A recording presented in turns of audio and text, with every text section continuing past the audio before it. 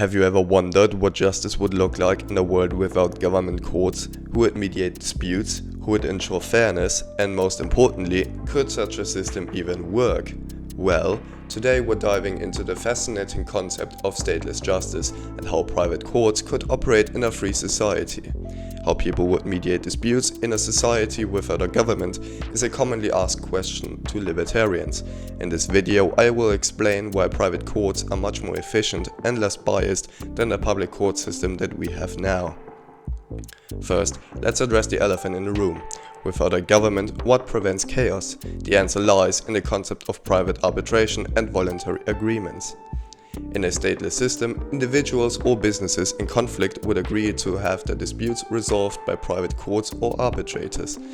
Imagine this: before entering any agreement, both parties choose a neutral arbitrator. This arbitrator's decision is binding, just like a court ruling today. But here's the key difference: you choose the court, not the government. Private courts are often faster and cheaper. Why? Because they operate in a competitive market. Now think about it. If one court becomes corrupt or inefficient, people take the disputes elsewhere. This creates a natural incentive for private arbitration firms to provide fair, transparent and efficient services. Now let's talk about the mechanisms of this system. How do private courts maintain trust and enforce rulings? That brings us to the role of reputation. In a stateless society, reputation is everything. Just like you check reviews before booking a hotel or buying a product, people would rely on publicly available ratings and reviews for private arbitration firms. A firm that fails to deliver fair judgments or appears biased would quickly lose credibility and clients. This market-based accountability is a powerful tool for ensuring fairness. And here's the fascinating part: stateless justice isn't just theoretical.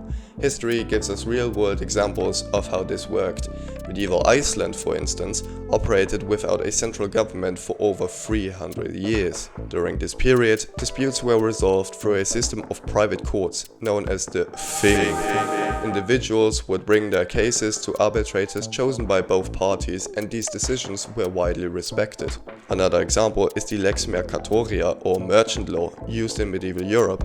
It was a set of private trade laws developed and enforced by merchants themselves. These laws allowed for efficient dispute resolution without relying on state intervention. But let's address a critical question. How do you enforce rulings if there's no government to back them? This is where private enforcement agencies come into play.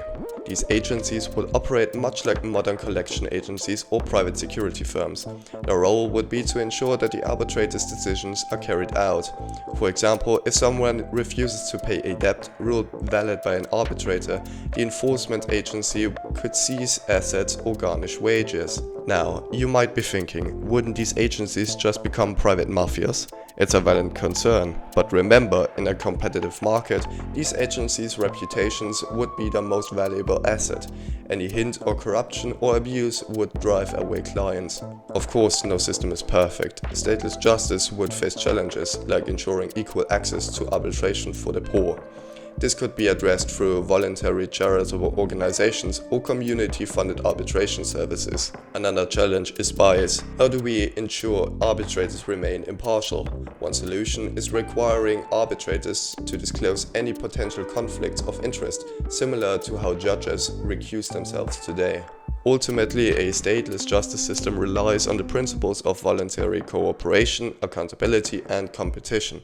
By decentralizing power and putting control in the hands of the individuals, we can create a system that's more efficient, more flexible, and more just. Thanks for watching.